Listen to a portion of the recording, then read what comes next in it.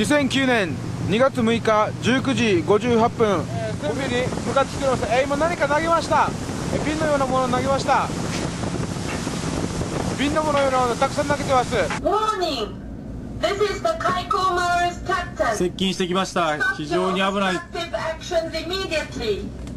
状況です。 Should you dare to board this vessel, you will be taken into custody and restrained as illegal intruders under Japanese law. 現在左舷後方です。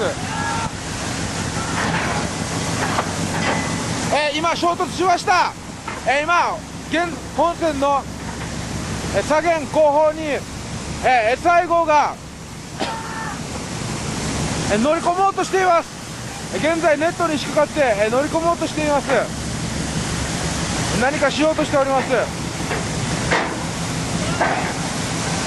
これは何でしょうか。何を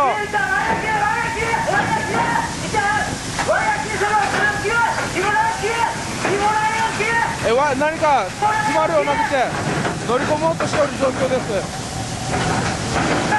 非常に危険な状態です。Coming up. G'day mates, welcome back to DIY Life. Today I'm on board with Admiral and I'm going to interview Admiral's mum, Kerry Goodall, who is the owner of the Steve Irwin, which I'm currently on, and we're going to talk about what the plans are for the future for the Steve Irwin and the Ship for Good organisation. If you haven't already, please like, share, subscribe, and let's get into it. Oh, you're so good. Who is Kerry Goodall?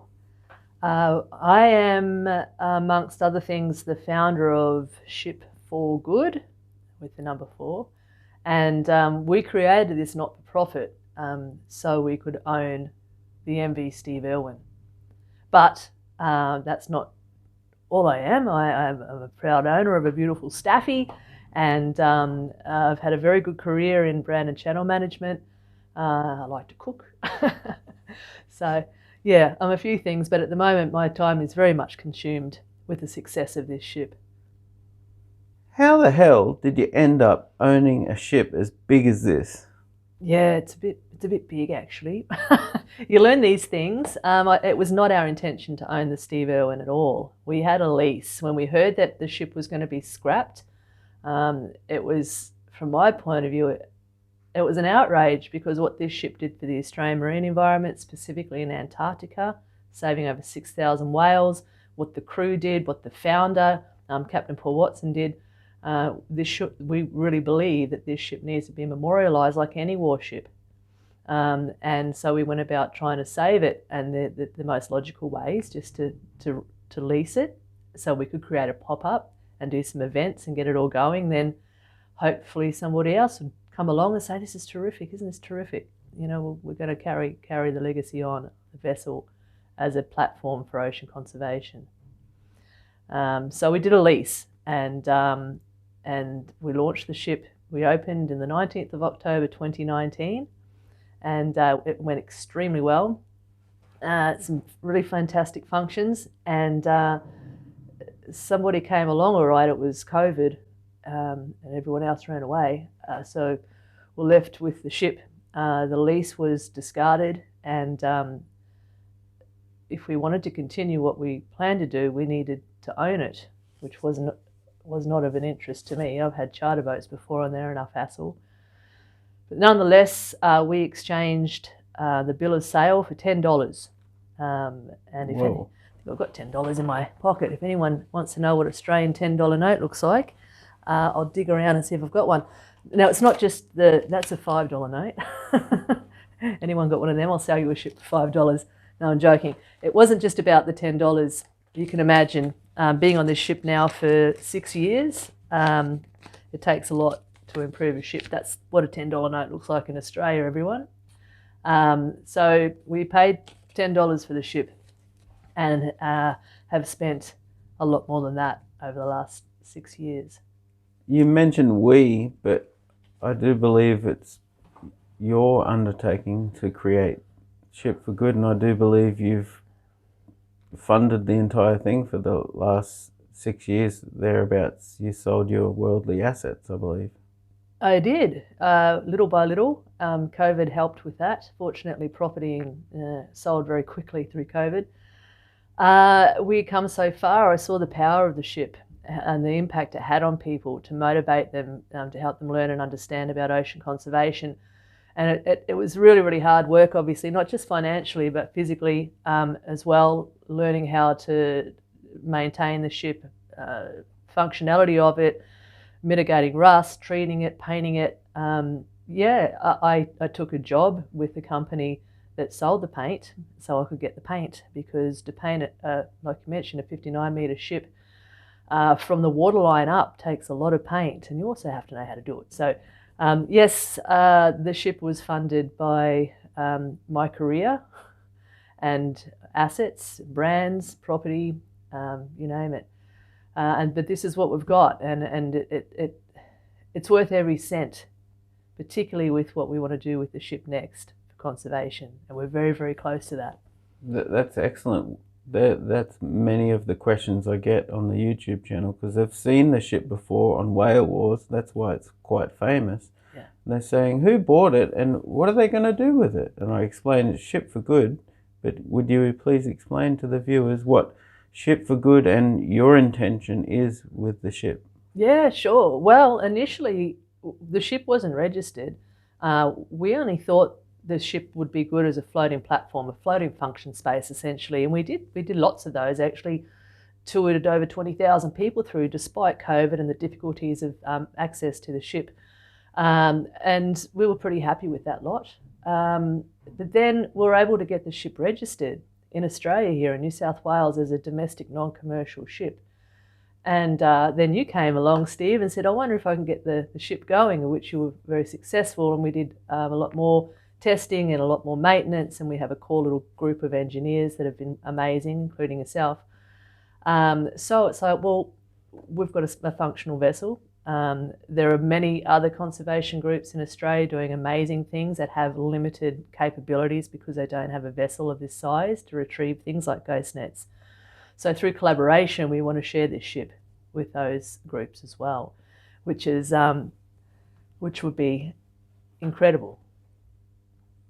What are some of the challenges you've had to come up against monetarily or just situationally, moving a ship around and docking it here? Because like getting a ship for $10 sounds cheap, but they're so expensive to run. Even just sitting at a, docked alongside costs so much money for docking fees and stuff like that. I'm sure you would have come up to some challenges and roadblocks. What were they, and how have you dealt with them? Yeah, yes, you're correct with all of that. It's very expensive. We had to tow the ship from Melbourne, Australia, all the way to Newcastle, which is north of 70 odd nautical miles north of Sydney. I guess that's about 600 nautical miles or thereabouts. They're very expensive, you can imagine. And then to even find a place to moor the ship is very, very difficult. And then to convince somebody to let you moor their ship there while you continue to improve it.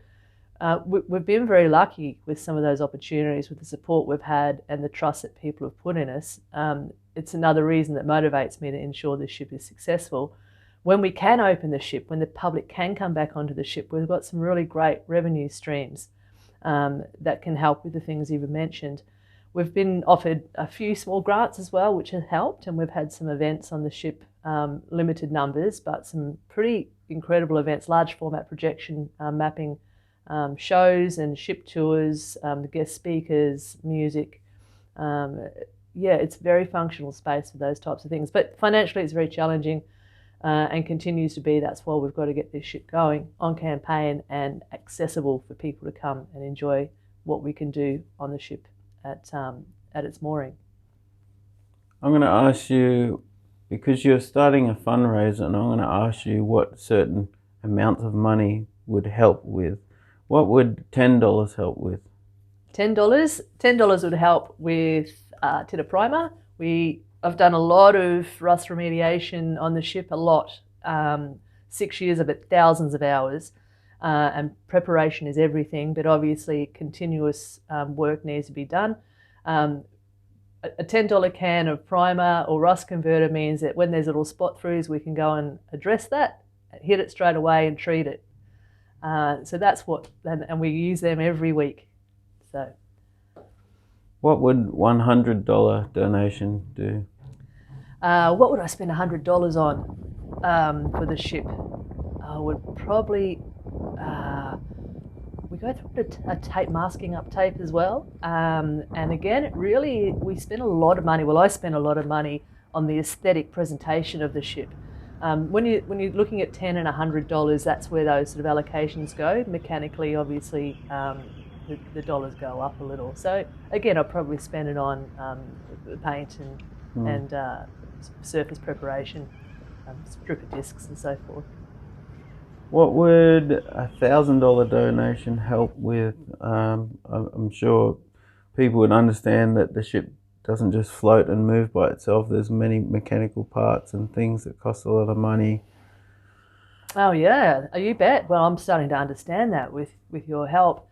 Just to get those two engines going, there's probably 5 other motors and engines that need to work. So they all need oil, right, to lubricate them. We could buy probably 4 drums of oil. We also need a couple of lines on the HIAB crane hydraulic lines changed, so we might get a couple of those changed out. So $1,000 is starting to be really useful as well. And we need all the hydraulic lines running and overhauled before we start bringing out those ghost nets. We've started maintenance on that already now, so we're down the track. How would $10,000 donation feel, and what would it help you do with the ship? Okay, there's a couple of big ticket items that we need. There's a thing called an AVR, automatic volt regulator. We need it fitted to generator 2, something that is more modern and easier to service and safer.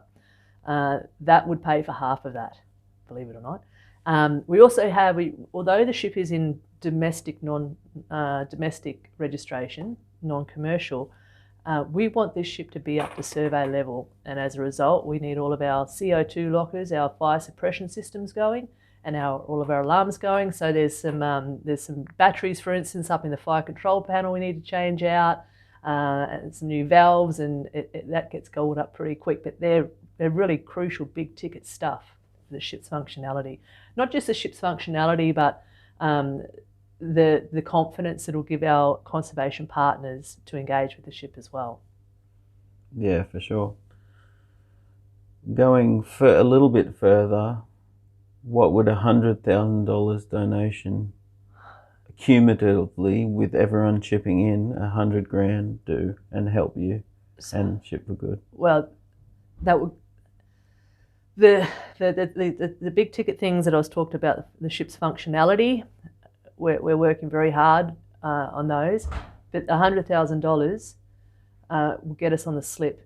We don't have any anodes. I've got 16 suspended anodes on the ship, which we have tested, and that protects below the waterline. We can't go anywhere with suspended anodes hanging off the side of the ship. We need to get this ship on the slip, out of the water. And being a ship like this, there's only a couple of places in Australia that can do it. And we've got a reserve space in Brisbane, which is a couple of days sail north from here, that we can take. The ship's actually been out of the water in this slip before. I think it might have been 2008. The ship needs to be slipped. We need anti-foul. So that's when you clean the hull and you put new paint on it to protect the ship from growth and corrosion. And we need new anodes. Anodes help prevent the ship from rusting below the waterline. They're pretty critical. We can't go up to the Great Barrier Reef without those things. That budget is going to be just over $100,000, and that will have to be done about every 5 years. So we'll have 5 years worth of campaigns with that investment, which is pretty powerful. Very, very powerful for our other conservation partners too. Apart from monetarily things, what have been the big challenges apart from money for this whole project? Well, I'm not a materialistic person, so selling my house and my brand, my business, I guess the time that you don't get to spend with family and friends because this takes up all your time and money. But I love it, don't get me wrong, but and I think that it worries some of my family and friends because they don't see what I see and what we're doing and what we can create with this vessel. You know, it's going to be a powerful thing. So that's been difficult.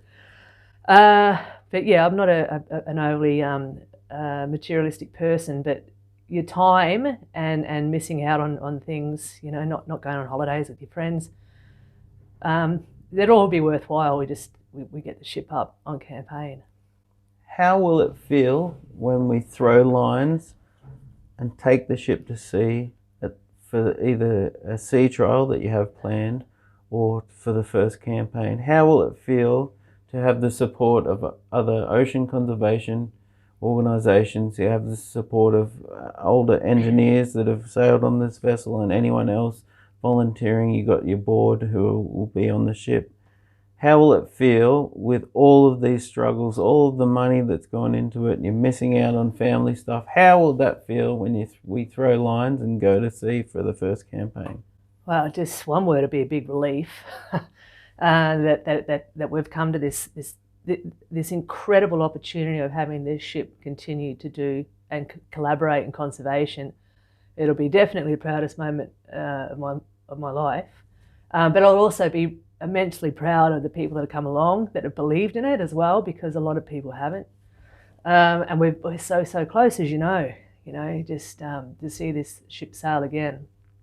So we're hoping to do a sea trial in September and a concept of a raft up, which would be incredible, and that's just south of here, a 60 odd nautical mile overnighter, we hope. It'll be really something. With the partners that you'll have on board to collaborate with Ship for Good, what are the types of campaigns that you would do with this ship? I know that it has, with Sea Shepherd, has been used for removing drift nets and things like that, so it has proven its worth to do those types of campaigns. Are those the type of campaigns that you would be doing?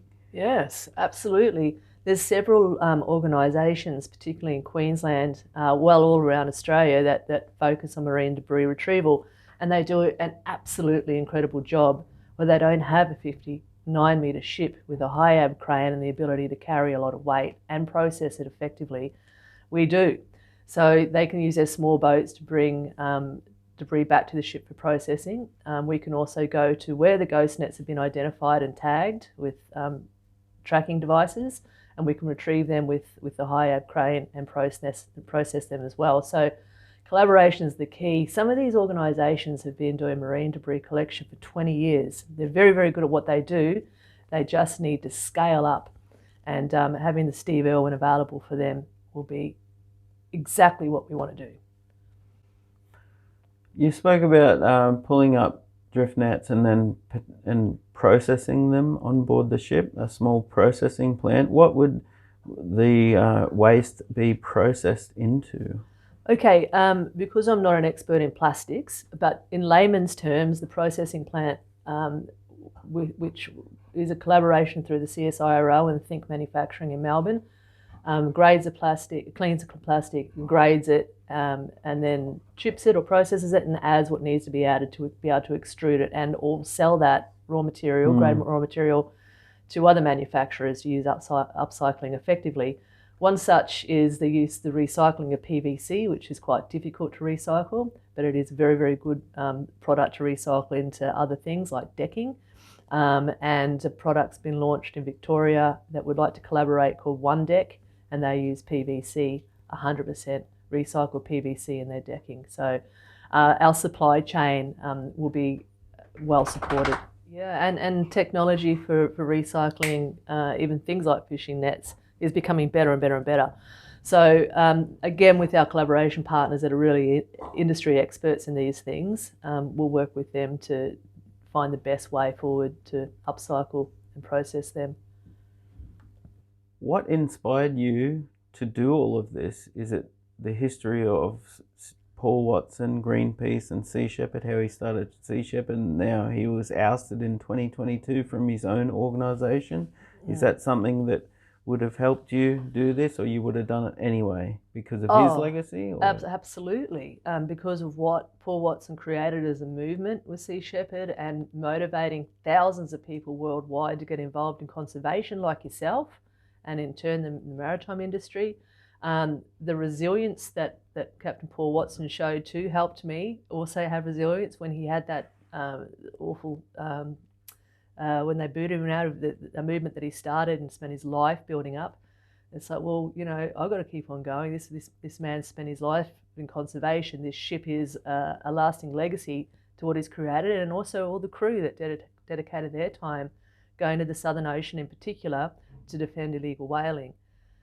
So yeah, this is an eco battleship that's historically registered now, but we want it to be functional as well. And what a tribute, you know, to Captain Paul Watson and the crew.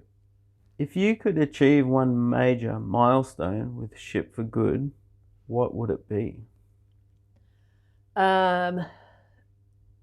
Every year realising a minimum of 50 tonne of marine debris out of the Great Barrier Reef and Australian waters, and processed effectively and transparently, and inspiring people to get involved, volunteer, and to get involved in conservation, and to be aware of their consumer choices as well. The ships are very great. You know, in my corporate sales life, one of my mantras is selling is storytelling. If you sell a product and you tell an intriguing story about it, people, they really want to get involved. The same thing is with conservation, and the Steve Irwin is a far better storyteller than I am. So is to continue the legacy of the ship's effectiveness for conservation, both in telling stories and actively participation with other conservation groups. What are the different types of educational things that the ship can provide and the organisation can provide? I've seen you've got escape rooms here, and they're themed. There's a Steve Irwin one or yeah, something? there's a wildlife warrior one. So that's in collaboration with our partners here, and they've spent 2 years building the most immersive, incredible spaces. They're 4 individual spaces that tell some very powerful stories in a fun way. If anyone knows what an escape room is, they're themed cabins or spaces like a Hollywood movie set, and they have different challenges that you have to overcome and solve some mysteries. You've got an hour to do it. So one of the cabins is you go on, it's a steampunk environmental post-apocalyptic theme, and you have to navigate to a new world. There's another one that's it's called the Wildlife Warrior room. It's a bit of a nod to Steve Irwin, and that's a really spectacular cabin as well. So that is a way that we can help people engage in and be motivated and understand in an entertaining world, entertainment environment, I guess. You know, it gets a bit heavy with seeing all the devastating things that are happening to the environment. We just want to provide some entertainment as well as education. And we can do that also with music, with art. We've had some large format projection mapping shows that, again, very clever artist and collaborator, Victor Dreamholder, created an incredible 10-minute large format projection mapping show that we projected onto the ship in a special sail at 3D, incredible. We were only able to have 24 people at a time to come and enjoy that. So when we can get the ship to a location, we can have more people coming to experience great things on the ship, not just through art and music and experiences like the escape rooms, but even what we eat. So we've got a fantastic wood-fired pizza oven on the ship, and we make beautiful pizzas. They're plant-based. Everyone loves them. So even messages about our consumer choices, from what we eat to what we buy at the shops. There's lots and lots of ways we can help inspire and educate people. On the YouTube channel I'm running with the content of getting this ship running, I've had many engineers and captains, seafarers, who have actually sailed on this vessel before. As Westerer? Yes. Really? FPV Westerer. Yeah, wow. When it was in its original form. A captain has mentioned, he talks about how he used to sail. Oh yeah, because some of the parts in my video, I'm like, I'm pretty sure that's for that, blah, blah, blah. And he will mention, yeah, when we were maneuvering the FPV Westerer, the Steve Irwin, back in my day, I was a captain and we had to do this. That's a combinator, blah, blah, blah. And then we've had another crew member say, yep, that's my old ship. That's like my old ship. That's the same model. I go, mate, this is your old ship. It is the Westra. And he was just taken aback. A 962, shipyard Yeah. number 962. Yeah, and it still raises hairs on the back of my neck when I talk about it now, asking you the question, but how do you feel that there's a connection through uploading the video of the first startup and the subsequent ones, that there's a connection between the original crew who crewed on this vessel when it was brand new? Even there was a comment of someone who said, when I was young, I remember I used to see them building that ship when I was young. Wow, yeah. I mean, this year the ship's 50 years old. 50, old girl.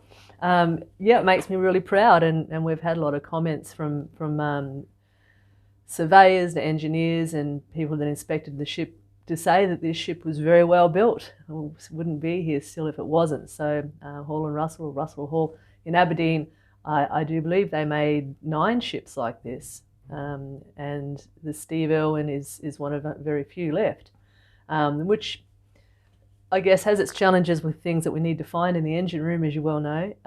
But to understand that this ship has had so many people come through it, their livelihoods, their time they've spent and engaged on the ship and what they've seen, and that we can facilitate the future of the ship and it still is connected to people. It's really amazing. What would you say to the viewers?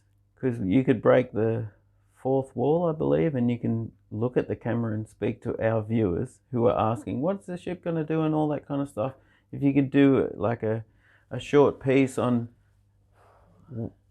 what the ship is going to do for the viewers who are like eagerly, watching on this YouTube channel. There's already over 10,000 subscribers, Yeah. and over the whole channel, which is only videos of your ship, of Ship for Good Ship, is over 1 million views, and that first video just before Christmas is at 830,000 views.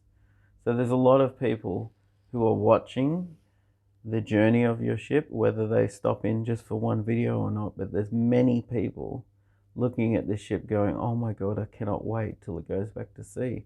You're the creator of the Ship for Good. What would you want to say to the people? Well, thank you for watching. Thank you very much. I realise that the majority of you are enthusiasts of classic machinery, and this ship is historically registered, and we do intend to have it running on an annual campaign so we can keep everything running functionally and contributing to conservation. But maritime heritage, I'm sure it's very important to a lot of you.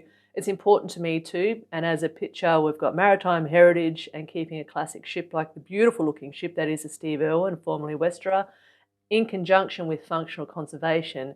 It's worth investing a little bit to get us across the line. So there's different ways that you could help do that, but also with thanks to Steve for creating this channel and to giving us a platform where you can get involved in seeing the Steve Irwin back to sea, back to campaign. For conservation. Well, if you've made it this far, thanks heaps for joining. I'm sure you've learned a fair bit about what the ship is going to do in the future, and maybe you didn't know about what the ship had done in the past, namely the footage that I shared at the start of the video. That is from a series called Whale Wars, which was aired on the Discovery Channel many seasons. So I implore you to check that all out, because that was some really good work that Sea Shepherd has done and that this ship has done. So that's why Kerry wants to continue the ocean conservation with this Eco Warrior battleship. If you're new to this channel and want to see how this ship got here, I've got a full playlist of all the videos of trying to get this ship running. I'll leave that link in the description below. Also, if you'd like to become a partner, donate your time on the ship, donate some money to the Chuffed campaign, please see the links in the description below, shipforgood.com.au and the Chuffed link. And in the future, the donation link will change probably to a PayPal link, so keep up with that. Thanks. Between this video and the next one will be a little bit of time because I'm taking some time off. But also we are still waiting for the AVR to be built. The automatic voltage regulator, which will be fitted to generator 2 and hopefully generator 3 at a later stage, will allow 2 generators to sync in parallel to give us enough power to run the bow thruster unit. But more importantly, having a backup generator from when we're at sea is critical for the safe operation of the ship. I have seen the requests to do a ship tour. I'll speak to Kerry about that as well. One more thing, thanks to Kerry for having the guts to bring this ship back to life and back to doing ocean conservation. We all appreciate it and look forward for the future. See ya!